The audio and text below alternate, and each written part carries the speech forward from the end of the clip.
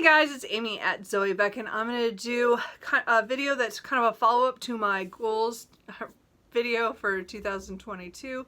So what I'm going to do is, on certain one of my goals, I'm going to have an extended goal or video on those goals and things I think I'm going to read for them. One of those goals was to read big books. So I failed at that in 2021. I read a couple, but I didn't really read that many. I don't think I pushed it off on purpose. I think really my reading this last year has been really bizarre in the choices I made, and I wasn't really happy with some of the things I decided to do. So this year though, I want to have a list of certain books I would like to read from, but I'm not putting the pressure on myself that I have to read all these. So I have 12 books that I would like to read this year that are all over 700 pages. Most of them are higher than that. These are big books, but I used to enjoy big books a lot more than I do right now. And I think, again, that's the whole booktube mentality of finishing things. And so, but I have all these books on my shelves. Again, I have over 60 books on my shelf that are 700 pages and more. So I need to make some progress on this. So these are 12 of the ones I would like to attempt this year. I would like to get to at least 6 to 8 of them. So that's my goal, is 6 to 8 of them. If I do more, that is great. I would really like to do one every other month at least, and maybe more than that. But I'm not trying to pressure myself to read the big books or any books at all. I'm trying to be a mood reader. But these are the ones that are calling to me right now that I've either put off for various reasons, or I got in the last couple of years that I really want to read, and I just haven't let myself have the time to do that. And as I said, I'm going full mood reading pretty much into the new year. So I'm hoping that these will pop up. And I thought if I had a list of them, I could see maybe at the end of the year how I did. Because some of my other lists didn't go so well. But this one, I didn't make a list of big books I was going to read. I did all those videos last year of all the books that were on my shelves.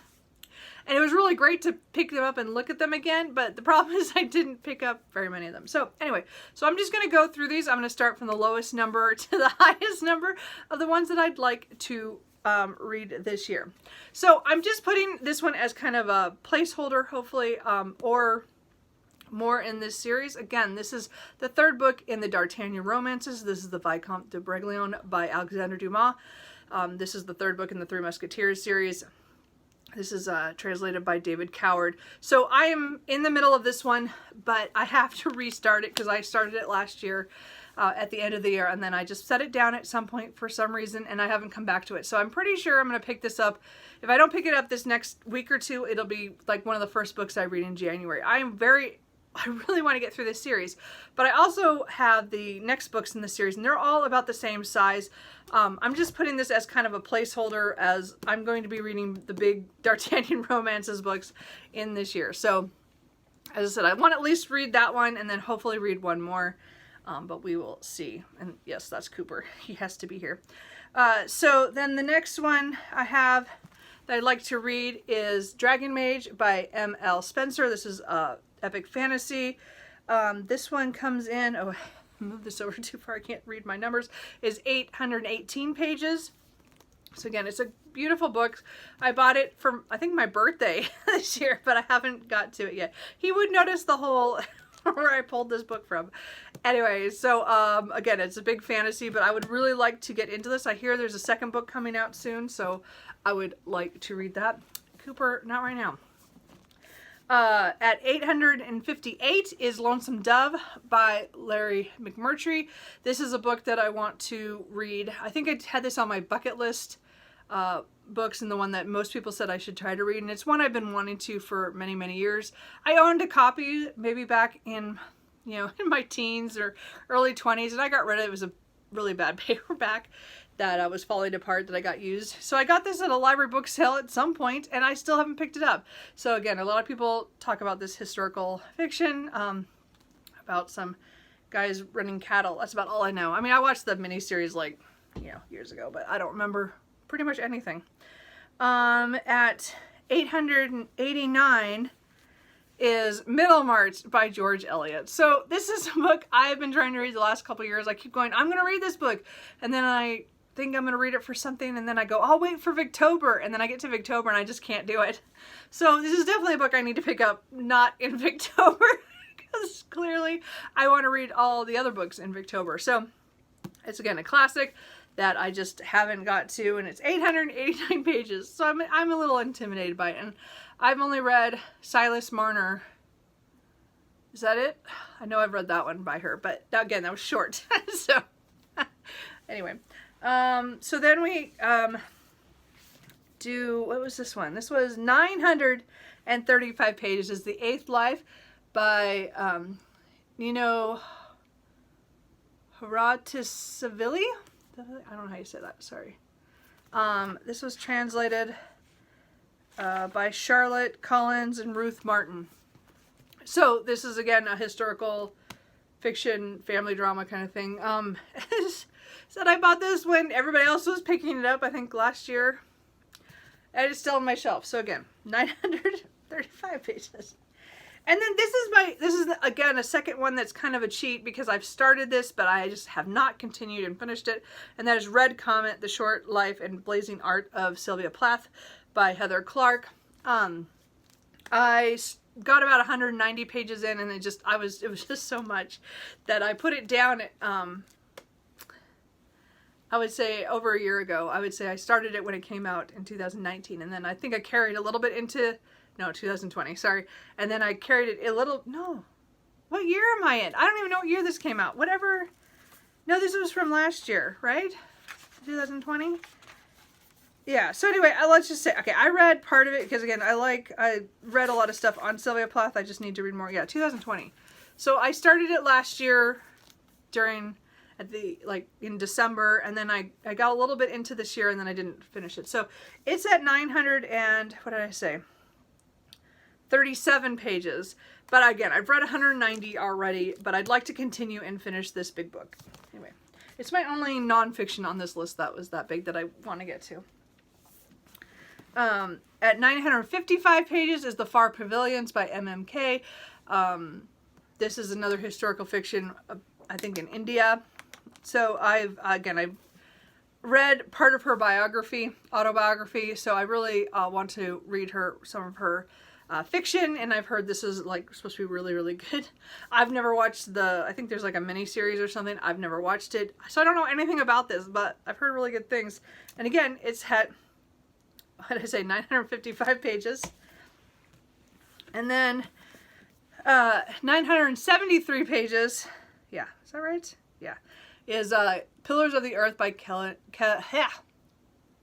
Follett. So I think I tried to read this right before the miniseries came out, like years ago, and then my copy fell apart on me. It actually was a really bad used copy, and then I got rid of that one, and then it took me years to get another copy. So I don't remember. I read like maybe the first chapter or two. I don't think I got very far. It was a really bad copy. So it has to do with the building of a cathedral. So again, there's 3 books in this series and then a prequel, I think. So, but it's a series I've always wanted to read, and the first book, again, is very intimidating. At, what did I just say this was? 973 pages. But I want to get to it. And then, yeah, I'll come back to that in a second. At 1,124, is that right? Yes. Is The Way of Kings by Brandon Sanderson. So I have the cut into 2 books version. I also have a really fat paperback of the American version, which I don't like, which I'll probably get rid of if I love The Way of Kings, I'll get rid of that and just buy more of them like this version. I've not read the Starlight Archive at all. I really would like to try to get to that. But again, the first book is 1,100, 24 pages? That's a lot of pages. Anyway, but I'd like to get to that. I'd like to get to IQ 84 by Haruki Murakami. Actually, I don't know who did the translation on this. It's a weird, sorry. So this is one of 2 books of his that I have not read yet, and I'm trying to just finish out the ones that I own, because again, I have an up and down relationship with his books. I have some books that I just adore, and there's other ones I just hate. So I'm not sure where IQ 84 is going to come in, and this one's about 1984, and the questions of somebody is questioning her reality, which is what the IQ part of the number is. Anyway, I've been wanting to read this for years, and I found this cool. It's broken up into 3 parts, so hopefully I can get to that. And this comes out to 1,157 pages. And then the last one I have here to show you is the one book of this whole stack that I know I'm going to read, because it's probably going to be my March of the Mammoths, which is Les Miserables by Victor Hugo. This one's translated by Norman Denny from the French. So this one comes in at 1,232 pages.